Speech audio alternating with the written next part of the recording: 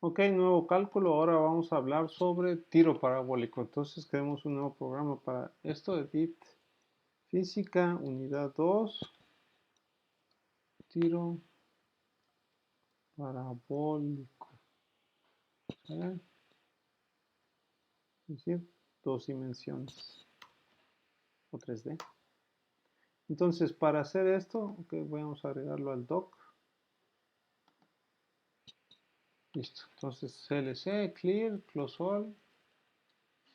Entonces, para este caso, lo que hemos definido es un par de ecuaciones que nos describen, o más bien una serie de ecuaciones que nos describen la trayectoria de este tipo de movimientos. ¿Sale? Entonces, en una explicación sencilla, ¿sí? Básicamente este es el movimiento. Puede caer al suelo o no, puede ser en la parte más alta, puede lanzar del principio o no, ¿sí? Pero este sería, digamos, el movimiento más sencillo. Es decir, donde tenemos que tanto la posición inicial en Y como en X, ambos son 0. ¿Sale? Igual, la altura final en este ejercicio sencillo es 0 y la altura, la velocidad en Y, en la parte más alta, pues es 0. ¿Vale? Esos son los datos conocidos y a partir de esto se puede calcular varios datos. ¿Qué sería sencillo de obtener en un experimento real? Pues básicamente el tiempo de todo el lanzamiento, ¿sí? Así como la distancia de toda esta trayectoria. Con esos datos se puede calcular todo lo demás. Entonces veamos. Vamos a suponer un tiempo de final, vamos a poner TF de lanzamiento de 5.4 segundos. ¿Sí? Y con eso alcanza una distancia que viene siendo la posición final de, no sé, 46 metros. ¿Sale? Entonces, ¿cómo a partir de este par de datos se puede calcular todo lo demás?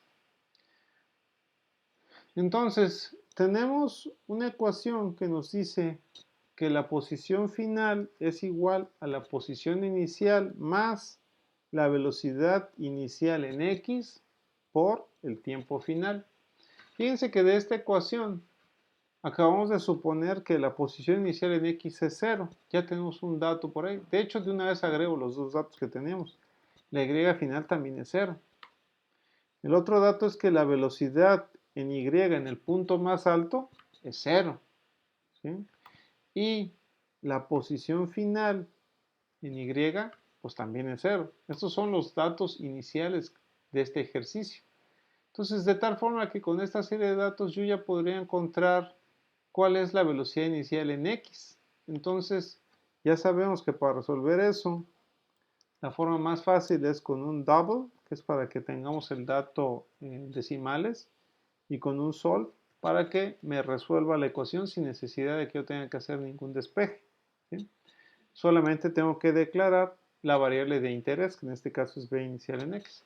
Entonces, con hacer esto, ya encontramos, ya determinamos cuál es la velocidad inicial en x. Así de rápido calculamos el primer dato. ¿Sale? Ahora, ¿qué otra información puedo obtener? Tenemos otra ecuación. De hecho, bueno, no la escribo acá abajo. La otra ecuación dice que la altura final, que ya sabemos que va a ser 0, es igual a la altura inicial, que también es 0, más la velocidad final en y. Esa no la conocemos. ¿Sale? Perdón, velocidad inicial en x, en y, por el tiempo final menos un medio de la gravedad por ese tiempo final al cuadrado. Fíjense que de esta expresión la velocidad inicial en y es la que interesa. Entonces prácticamente es similar a esto. Control C, Control V, dos paréntesis al final, ¿sale? Doble igualdad acá y tengo que declarar la variable b inicial inicial en y, que sería la que está acá.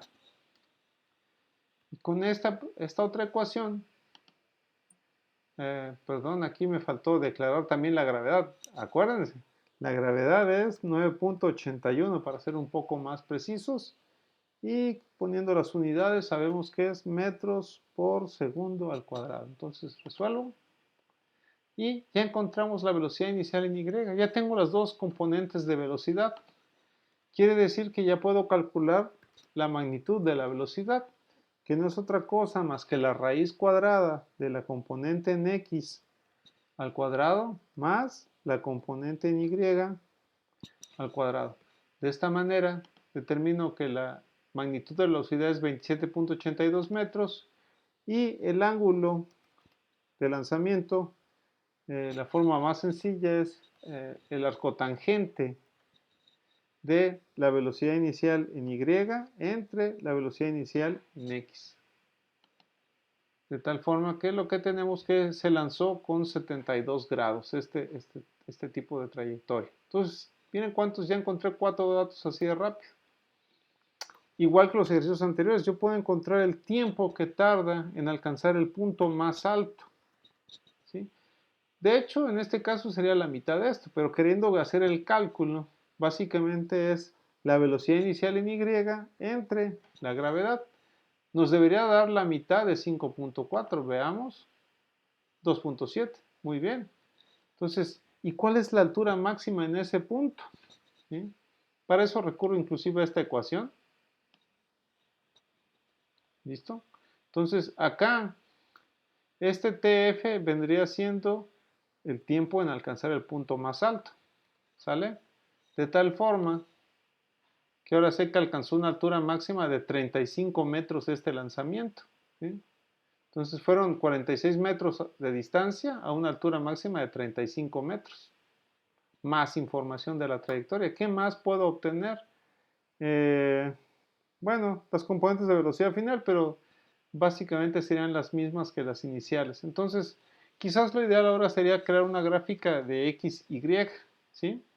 Entonces, el dato que tengo es el tiempo. Yo sé que, vamos a poner igual que los anteriores, tiempo de simulación que va desde 0 hasta el tiempo final, que es de 5.4. Entonces voy a ponerle que vaya de 0.1 en 0.1.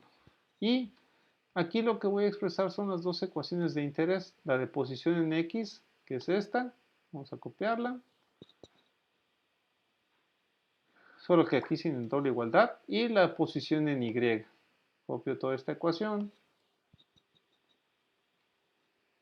Y le quito la doble igualdad. ¿Vale? Punto y coma para no verlas. Entonces al final yo puedo generar una gráfica que me dé, vamos a ponerle simulada, por cierto, simulada, y todas las T's son las simuladas, las que me interesan. ¿Sí? ¿Listo? Entonces acá sería XS contra YS. Veamos qué nos genera estas. Ok, acordémonos, igual que ejercicios anteriores, hay que ponerle un punto a todos los que llevan potencias, por el hecho de que estamos trabajando con vectores. Y esto lo que nos da entonces es la trayectoria de este ejercicio. Recordando que lo que dimos es que es 46 metros el lanzamiento, que es hasta acá, y alcanza una altura máxima de 35 metros. ¿Cuánto fue el cálculo que hicimos? 35.75 metros, ¿sí? Entonces ahí tienen cómo sería la trayectoria. Esta es distancia y altura, ¿sí? De igual forma se puede graficar, no sé, la altura respecto al tiempo. Entonces para hacer eso, de hecho vamos a agregar con un subplot, esta que sea la 211, ¿sí? Y la 212 va a ser el tiempo simulado contra la altura. Entonces veamos qué tipo de gráfica nos genera esto. Son muy similares, ¿sale? Solo que hay que entender, la de arriba nos está definiendo distancias contra alturas y la segunda tiempos contra alturas. Recordando que todo el tiempo que nos llevó este lanzamiento se definió desde un principio como 5.4 segundos, que es el dato que tenemos en este punto.